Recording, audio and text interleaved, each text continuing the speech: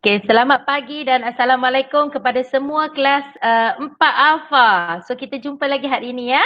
Okay, plan kita hari ini, kita akan sambung pada topik 3.3 iaitu pergerakan bahan merentasi membran plasma dalam organisma hidup. Alright, so awak boleh rujuk buku teks pada muka surat 57. Ready semua ya? Rini. Alright.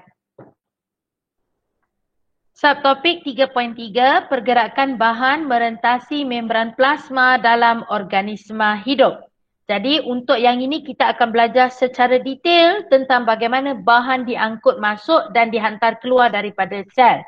Mengikut kepada jenis-jenis pengangkutan pasif dan aktif yang telah kita belajar semalam.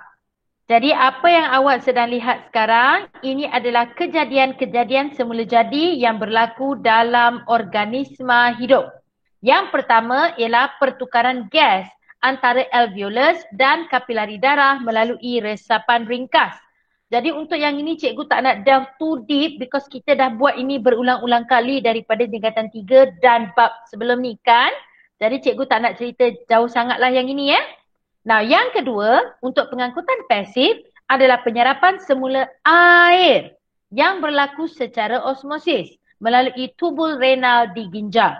Jadi, dia punya bahan yang diangkut ialah air, maka pengangkutan itu mestilah osmosis.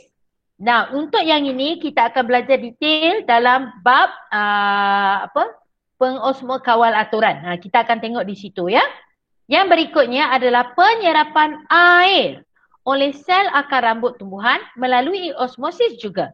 Kalau bahan angkutnya air, mesti osmosis. Dan ini adalah penyerapan di akar rambut tumbuhan. Okey, fokus pada akar rambut tumbuhan tu ya. Sebab lepas ni kita akan tengok satu bahagian lagi of akar rambut tumbuhan. Kemudian kita ada juga pengangkutan pasif dalam penyerapan molekul fruktosa yang berlaku secara resapan berbantu pada vilus. Vilus ini ada dalam usus kecil lah. Jadi fruktosa ada molekul yang besar, so it cannot simply diffuse through our phospholipid bilayer, so it needs the gates. Berikutnya kita nak tengok pengangkutan aktif, which it requires energy, memerlukan ATP dan mestilah berlaku dalam sel-sel hidup. Contoh yang pertama adalah penyerapan glukosa dan asid amino dalam vilus. Pengangkutan glukosa dan asid amino dalam vilus. So dua bahan ini besar saiznya, perlukan the gates, perlukan energi untuk bawa, untuk serap masuk ke dalam vilus tadi. Yang kedua ni adalah pengangkutan aktif dalam penyerapan semula glukosa dalam tubul renal di ginjal. Kata tubul renal ni adalah ginjal kita lah. So, ginjal kita menghasilkan air kencing. Air kencing tak boleh ada glukosa. If ada glukosa, itulah jadi kencing manis, diabetes. Kita kena keluarkan glukosa daripada turasan of ginjal. Maka untuk keluarkan glukosa itu adalah secara pengangkutan aktif. Cikgu nak ingatkan balik ya, pengangkutan aktif adalah melawan kecerunan kepekatan. Dari kawasan yang sedikit amount of glukosa, nak pergi ke kawasan yang ada banyak glukosa. Kita tak nak air kencing kita ada glukosa, jadi glukosa yang sedikit tu perlu juga dikeluarkan daripada aliran air kencing. Maka pengangkutan aktif berlaku di situ. Next adalah pengangkutan sukrosa dari daun ke tisu phloem dan penyerapan ion mineral oleh sel akar rambut dalam tumbuhan. Ni yang tadi cikgu suruh awak tengok tu. Sel akar rambut, dia melakukan actually two processes dekat situ pada masa yang sama. Which kita akan tengok dalam gambar rajah yang berikutnya. Okey, untuk gambar rajah ini, like I said, cikgu tak nak delve too deep dekat dalam alveolus. Sebab alveolus dah terlalu kerap kita cerita. Yang cikgu nak fokus hari ini adalah pada kita punya tumbuhan. Sel akar rambut. Jadi, tengok gambar. Cikgu tak tengok yang alveolus Alveolus tak boleh baca sendiri. Kita tengok pada sel akar rambut. Ini adalah sel akar rambut. Ini akar utama, ini sel akar rambut.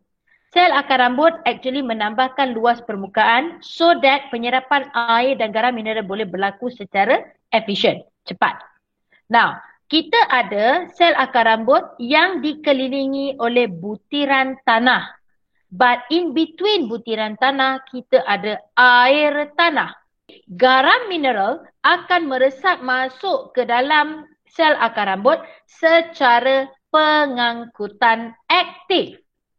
Dah kata pengangkutan aktif, what you should understand ialah di luar ini pada air tanah itu, dia punya kepekatan ion mineral sikit.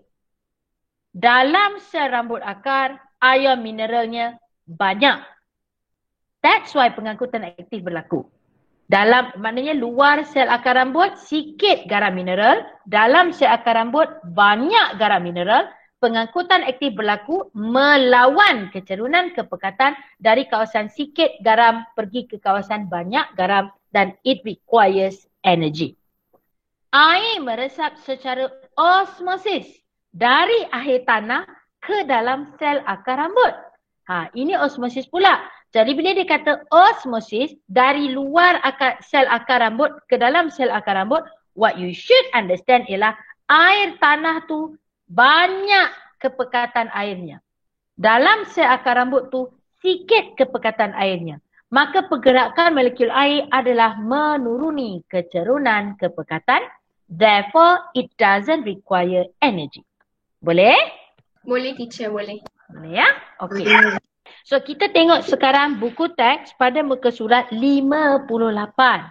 Hari ini cikgu nak memperkenalkan awak lagi dengan istilah yang very common dalam bio, iaitu jenis-jenis larutan. Okay? So dalam bio ini you akan belajar 3 jenis larutan. Larutan isotonic, the first one. Larutan hypotonic dan larutan hypertonic. Pengistilahan ini awak mesti mahir menggunakannya, awak mesti faham maksud 3 larutan ini dengan baik to able you to move on dalam bio. Okay? Isotonic, hypotonic, hypertonic. Sebut biar betul supaya kita eja dengan betul dalam peperiksaan. Now, kita tengok buku teks. Secara amnya, terdapat 3 jenis larutan, iaitu larutan isotonic, hypotonic dan hypertonic. Seperti yang telah awak belajar, resapan air berlaku secara osmosis dari kawasan berkeupayaan air tinggi ataupun berkepekatan air tinggi ke kawasan berkeupayaan air rendah atau kawasan yang sikit kandungan airnya. Pergerakan ini mestilah merentasi membran plasma. Jadi, dia akan mewujudkan jenis-jenis larutan yang berbeza because of kandungan air yang berbeza kepekatan ini. Kita tengok gambar yang pertama melalui buku teks. Cikgu nak tunjuk kepada awak apa itu larutan isotonic. So, kita tengok definisi dahulu. Larutan A dan B mempunyai kepekatan bahan terlarut yang sama. Apa maksud dia tu? Tengok gambar rajah. Kita ada satu bikar yang dipisahkan dengan membran separa telap ataupun membran telap memilih. Perkara yang sama ya. Okey, kita ada larutan A, larutan B dengan larutan A mempunyai 2 molekul zat terlarut. Selebihnya adalah molekul air. Kawasan B mempunyai 2 molekul terlarut juga dengan yang selebihnya adalah larutan air. Jadi kerana kepekatan kedua-dua larutan ini adalah sama, larutan ini dikatakan sebagai larutan isotonic. Larutan A dan B adalah isotonik terhadap satu sama lain, maka tiada pergerakan bersih air. Tiada pergerakan bersih air bermaksud bilangan molekul air yang keluar 10, bilangan molekul air yang masuk sel pun 10, maka 10 tolak 10, kosong. That's why kita kata tiada pergerakan bersih air. Air yang bergerak keluar masuk sel adalah pada kadar yang sama. Nah, moving on kepada larutan jenis kedua, iaitu larutan hypotonic. Okay, kita tengok dulu definisi dia. Larutan A mempunyai kepekatan bahan terlarut yang rendah dan keupayaan air yang tinggi. Apa maksud dia tu? Tengok kita punya gambar rajah, tengok larutan A. Dikatakan bahan terlarut, molekul terlarut dia cuma satu. Selebihnya adalah molekul air. Maka kita katakan kawasan A itu berkeupayaan air tinggi. Tengok kepada B sekarang. B mempunyai 3 zat terlarut, selebihnya adalah molekul air. Jadi kalau kita bandingkan B dengan A, B tu berkeupayaan air tinggi atau rendah? Rendah. Rendah. Keupayaan air pada B adalah rendah jika dibandingkan dengan A. Jadi yang cikgu nak awak faham konsep isotonik, hypertonik, hypotonik ni, awak mesti membanding. Perkataan isotonik tidak boleh wujud secara sendiri. Perkataan isotonik, hypertonik, hypotonik awak mesti guna dengan perkataan berbanding. Contohnya, larutan A hypotonik terhadap ataupun larutan A hypotonik berbanding larutan B. You mesti ada comparison, barulah penggunaan hypo awak tu betul. Okay? So, larutan A hypotonik terhadap larutan B. Cikgu translate. Larutan A hypotonik berbanding larutan B. Air meresap dari A ke B secara osmosis. Ulang lagi saya sampai awak faham konsep ni.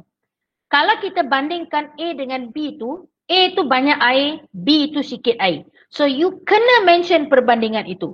Larutan A adalah hypotonik terhadap larutan B. Larutan, cikgu translate ayat tu. Larutan A adalah lebih banyak air berbanding larutan B. Okay? Faham tak ayat tu? Faham, teacher. Bunyi dia macam kelakar, tapi itu istilah yang kita kena belajar gunakan selepas ini. Okay, kita pergi kepada larutan jenis ketiga, iaitu larutan hypertonik. Tengok dulu dia punya penerangan. Larutan A mempunyai kepekatan bahan terlarut yang tinggi dan keupayaan air yang rendah.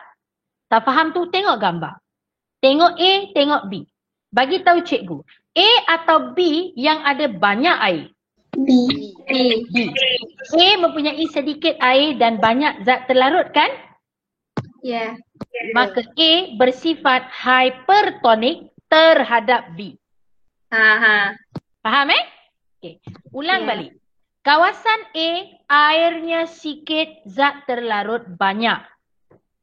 Kawasan B, zat terlarut sikit, airnya banyak. Maka A adalah hypertonik terhadap B. Bagi tahu cikgu apakah sifat B terhadap A? B adalah Hypotonik. apa dia? Hypotonik. Terhadap A. Betul. Pandai. Maknanya you faham sekarang. A adalah hypertonik terhadap B. B adalah hypotonik terhadap A. Boleh Jadi, untuk kes hypertonik, pergerakan air adalah dari A ke B atau B ke A?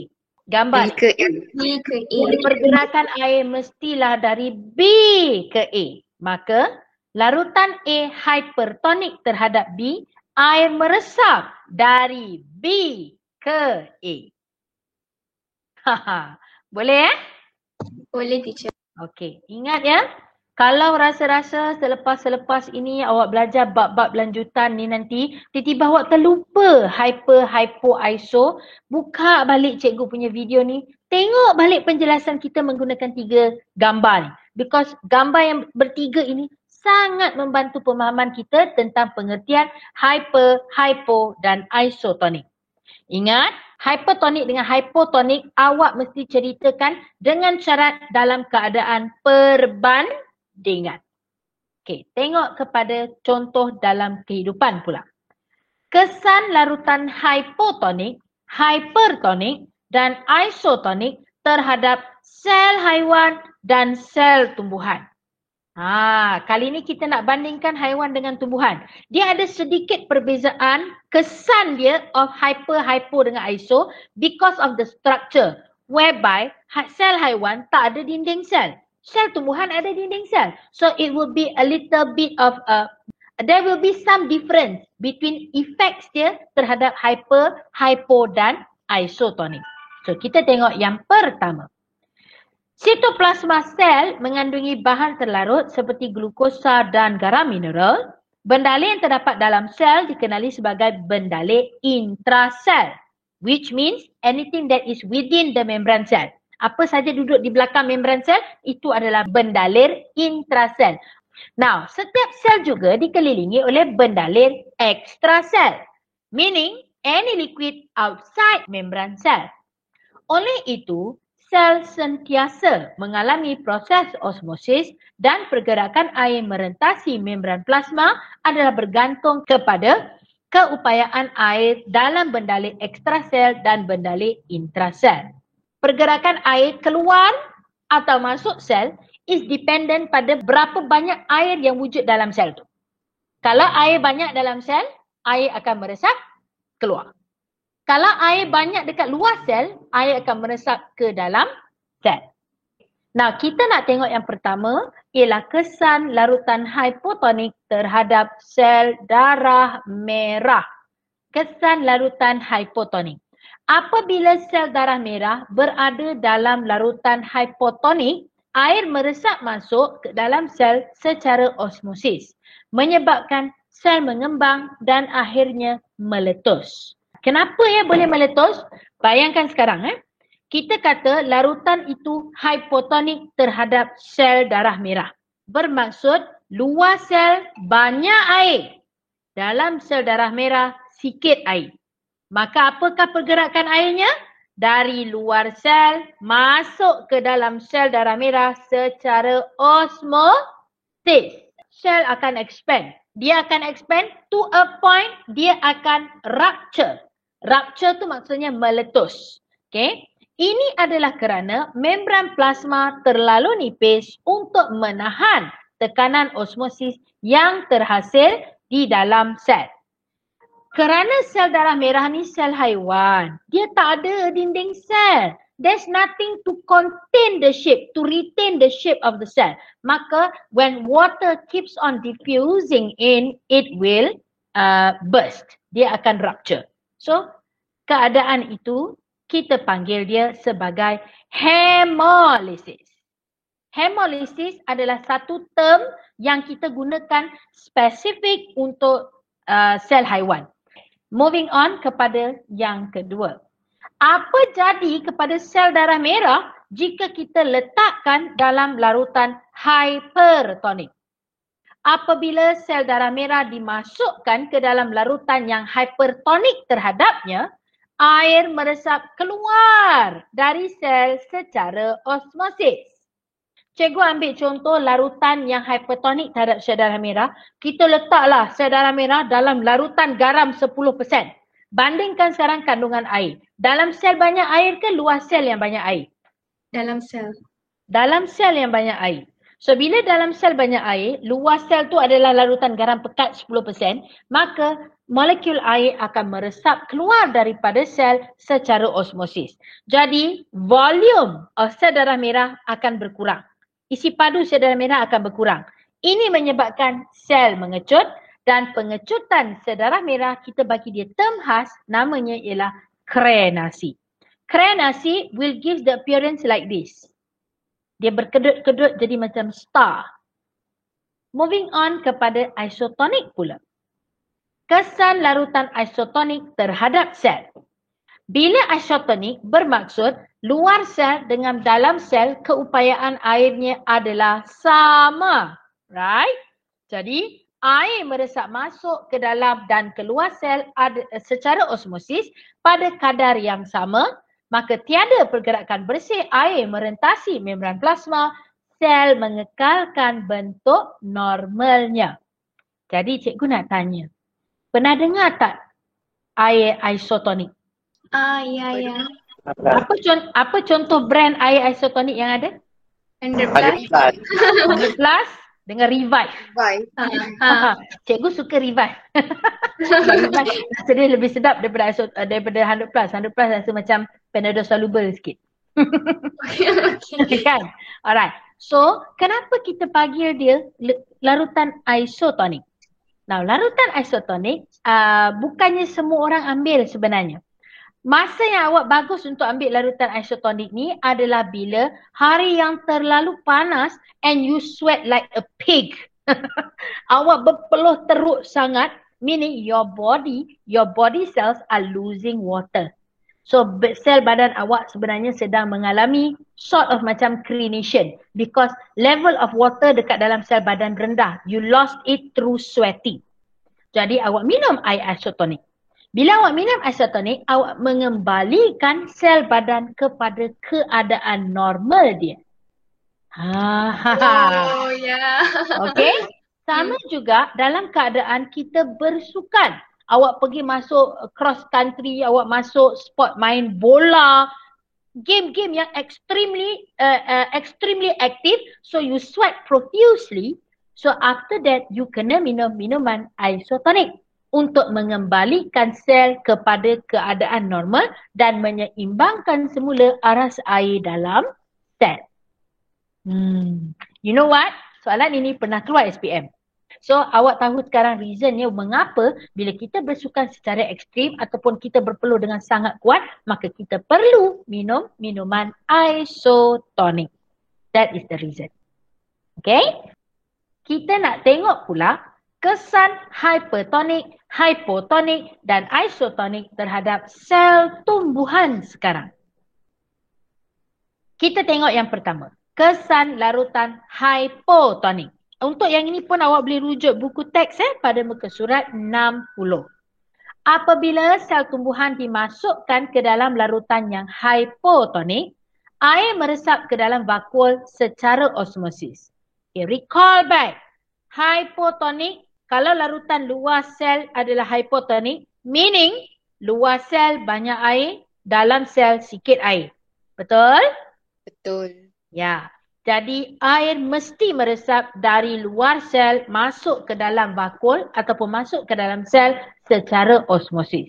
So when water keeps on diffusing in, ini menyebabkan vakuol mengembang dan menolak sitoplasma serta membran plasma santak-santak pergi ke dinding sel. Maknanya membran plasma sekarang dah tak ada gap dengan dinding sel. Dia dah jadi maximum pressure pada dinding sel. Keadaan ini dikatakan segah. Sel ini sedang berkeadaan segah. Segah bermaksud vakuol dia, sitoplasma dia expand to the maximum until it presses against the cell wall of a cell. Makanya pokok bunga kalau dalam pasu ke dekat taman ke, kalau awak siram dia dengan banyak air, bagi dia about 10-15 minit, you will see pokok tu tegak berdiri, semua daun dia kembang cantik. Pokok itu, sel-sel pokok itu sedang berada dalam keadaan segah. That is why kita kena siram pokok. Tadi kita kata pressure terbentuk dengan maksimum kan, yang menekan dinding sel, betul tak? Now, sel tumbuhan tidak meletus. Sel tumbuhan doesn't rupture kerana dinding sel adalah tegar dan kuat. Itu yang membezakan kesan hypotonik of sel haiwan dengan sel tumbuhan. Kalau hypotonik dalam sel haiwan tu rupture, pecah dan mengalami hemolysis, right? Now, untuk sel tumbuhan, ia tidak berlaku because of the existence of the cell wall. Cell wall is very strong, cell wall is very rigid. Maka dia tahan pressure tadi. Tekanan segar adalah penting kepada sel tumbuhan kerana dapat memberikan sokongan dan mengekalkan bentuk sel. Kesegahan sel menyebabkan sel pengawal akan kembang supaya stoma boleh terbuka, maka fotosintesis boleh berlaku secara efisien. So bila plant tadi tidak layu, sel-sel tumbuhan dalam keadaan segar, it helps to open up the stomas so that pertukaran gas boleh berlaku, fotosintesis boleh berlaku secara maksimum. Now, kita tengok kesan larutan hypertonik terhadap sel tumbuhan now. Apabila sel tumbuhan dimasukkan ke dalam larutan hypertonik, air meresap keluar dari sel secara osmosis. Dikatakan larutan dekat luar hypertonik. In your mind, you should understand luar sel sikit air, dalam sel banyak air. So air akan meresap keluar dari sel secara osmosis. Nampak tak sekarang? Ini adalah dinding sel. Ini adalah kita punya, ni membran sel lah. Nampak tak betapa jauhnya membran sel dengan kita punya dinding sel? Maknanya membran sel kita, vakuol kita semua shrunken to the middle of the cell. Vakuol mengecil, sitoplasma mengecut, menyebabkan membran plasma tertanggal daripada dinding sel. Fenomena ini dinamakan sebagai plasmolisis. Term baru lagi. Tolong ingat, plasmolisis only applies for plant cell. Plasmolisis hanya untuk sel tumbuhan. Sama macam hemolisis tadi. Hemolisis hanyalah untuk sel haiwan. Plasmolisis menyebabkan daun, batang tunduk ke bawah. Jadi kalau hari yang panas, kita tengok pokok dekat tepi jalan, black, jatuh macam tu. You tahulah, oh sel-sel itu sedang mengalami plasmolisis. Kelayuan akan berlaku. Sel tumbuhan yang mengalami plasmolisis boleh segah semula. Dengan syarat awak pindahkannya ke dalam larutan hipotonik dengan segera. Macam mana nak pindahkan? Macam mana nak bagi keadaan hipotonik terhadap sel tu? Kau siramlah air banyak-banyak pada pokok yang layu tadi tu. Bila pokok mengalami kelayuan, what you should understand, air tanah pada waktu itu sikit. So sel yang kehilangan air pergi ke tanah. Jadi cara kita nak kembalikan kesegahan itu, awak basahkanlah tanah tu. Bila awak basahkan tanah tu, awak sedang meningkatkan isi padu air tanah. Jadi air akan meresap masuk ke dalam sel akar rambut secara osmosis. Jadi bila daripada sel itu plasmolisis dan dia kembali kepada segah, proses itu kita katakan diplasmolisis. Diplasmolisis adalah bila sel dalam keadaan kelayuan kembali segah. Tengok gambar cantik tak? Jelas sungguh dia tunjukkan kepada kita tentang plasmolisis. Jadi sel ini plasmolisis because kita nampak tu membran sel dia tertanggal daripada dinding sel. Kalaulah sel ini cikgu tuangkan air suling ke atasnya, apa yang akan kita perhatikan? Ya betul, Kak Mia betul ya. Sel akan kembali segah. Soalan ini memang selalu keluar ya. Soalan tentang sel tumbuhan. Plasmolisis, diplasmolisis memang boleh dikatakan every year dalam SPM pasti keluar. Kesan larutan isotonik terhadap sel tumbuhan. Apabila subsel tumbuhan dan larutan di luarnya bersifat isotonik, keupayaan airnya adalah sama, maka pergerakan air ke dalam dan keluar sel adalah sama. Sel berada dalam keadaan flasid. Bermaksud sel punya membran plasma sel tidak tertekan maksimum kepada dinding sel. Jadi sel itu dikatakan keadaan flasid. Right. Ingat ya, keadaan segah wujud bila, segah cikgu cakap segah. Keadaan segah wujud bila membran sel tertekan terus pada dinding sel. Itu namanya segah. Flasid bermaksud there is a gap. Maknanya dinding sel di sini, plasma membran di sini dan dia ada macam gap sikit in between tu. So itu belum lagi segah, itu dinamakan flasid. Okay. Jadi kita akan teruskan dengan praktis formatif 3.3. Terangkan apa yang akan berlaku kepada sel-sel berikut apabila direndam di dalam larutan yang berkepekatan bahan terlarut lebih tinggi daripada bendalih intrasel. Berkepekatan bahan terlarut lebih tinggi. Apa maksud dia? Hypertonic, teacher. Berkepekatan bahan terlarut lebih tinggi. What did you say? Hyper ke hypo? Hypertonic. Hypertonic, betul? Kan? Mestilah hypertonic sebab bahan terlarutnya lagi banyak daripada air. Dia suruh bagi, so you tulislah. Tulis siap-siap. Note kat situ.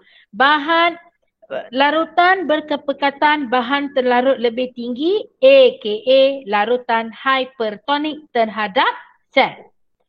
Now kita bandingkan hypertonic terhadap sel darah merah. Apa yang akan berlaku? Krenasi. Very good. Untuk A, sel darah merah mengalami krenasi. Pergi kepada 1B sekarang. Larutan hypertonik terhadap sel tumbuhan. Apa yang akan berlaku? Plasmolisis. Very good. Congratulations. Sel tumbuhan mengalami plasmolisis. Now, tengok soalan nombor 2. Terangkan kesan larutan hypotonik terhadap sel darah merah. Sel darah merah. Hemolysis. Ya, fokus kita nak cerita kejadian Air meresap masuk. hemolysis. Air meresap masuk. Betul tu. Siapa tu tadi tu? Saya. Hasif. Hai Hasif. Jumpa awak juga dekat sini. Alright. So, yang berlaku ialah hemolysis. So, we need to explain how it leads to hemolysis. Kita kena cerita. So, let's start the story. Macam mana nak start cerita ni? Apabila sel darah merah berada dalam larutan hypertonik, air meresap masuk ke dalam sel secara osmosis, menyebabkan sel mengembang dan akhirnya meletus. Okay, betul. Sebiji-sebiji itu jawapan tu. Sama betul. Okay, very good ya sudah. Soalan nombor 3. Terangkan kesan larutan isotonik terhadap sel tumbuhan. Flaccid. Flaccid, betul. Maknanya kita kena cerita macam mana membawa kepada flaccid. Okey, terangkan jawapan. Apabila subsel tumbuhan dan larutan di luar bersifat isotonik, keupayaan air adalah sama. Pergerakan air meresap stop, ke dalam sampai situ. Apabila larutan di luar bersifat isotonik tambah perkataan terhadap sel. terhadap sel, Okey. keupayaan air adalah sama. Pergerakan air meresap ke dalam dan keluar sel adalah sama. Betul? Sel berada dalam keadaan flaccid. Sel berada dalam keadaan flaccid. Betul ya? Itu betul tu. Alright. So, habis untuk soalan nombor 3. Thank you very much. Sudah dah tolong kerja saya. Habis dah semua dia bagi jawapan. Okey. Soalan nombor 4. Berdasarkan konsep osmosis, jelaskan situasi di bawah. Mengapakah penjaja menyembur air pada buah-buahan dan sayur-sayuran? Kesegahan. Kesegahan. Dia nak kekal ke dia nak hilangkan kesegahan? Dia nak kekalkan. Dia nak kekalkan kesegahan ataupun mengembalikan kesegahan. Instruksi betul ya, kekalkan. So, air meresap ke dalam sel sayur dan buah. Betul tak? Betul. Kan? Betul. Air meresap masuk ke dalam sel buah dan sayur secara Osmosis. osmosis. Okay? Ini menyebabkan, betul. Ini menyebabkan vakuol. Mengembang. Betul. Itu point nombor 2. Mengembang. Ini menyebabkan vakuol mengembang. Sel sayur dan buah akan kelihatan segah. Ataupun akan menjadi segah. Ataupun akan kembali segah. Okey? Perkataan sel wajib ada. Jadi, ini tips untuk awak. Bila awak bercakap tentang hypertonik, hypotonik, isotonik, perkataan yang awak mesti gunakan adalah sel. Jangan cakap darah merah tanpa perkataan sel. Jangan cakap tumbuhan tanpa perkataan sel. Itu yang pertama. Tips yang pertama. Yang kedua, jangan cakap bergerak masuk, bergerak keluar. What is the term you must use? Meresap masuk, Meresap. meresap keluar. Meresap masuk, meresap keluar. Meresap. Very good instruksi. Dan yang ketiga, kalau cakap pasal air, gunakan perkataan osmosis.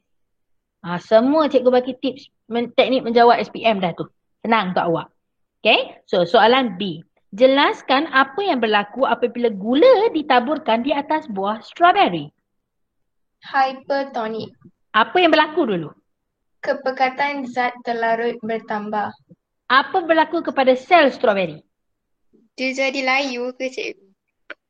Mengecil. Indraksi kata mengecil. Izzah kata layu. Now, the word ialah plasmolisis. Sel buah strawberry mengalami plasmolisis kerana apa? Hypertonik. Kerana larutan gula di luar buah adalah hypertonik strawberry. Betul tak? Betul. Ini adalah penjelasan saintifik tentang penjerukan. Strawberry ke, mangga ke, the first step, antara the first things yang you kena buat untuk buat pickling, untuk buat penjerukan, you kena letak banyak gila gula dengan garam, right? So bila awak letak gula garam dekat luar buah tu, awak sedang mewujudkan keadaan hypertonik di luar buah terhadap sel buah. Maka jus buah akan keluar.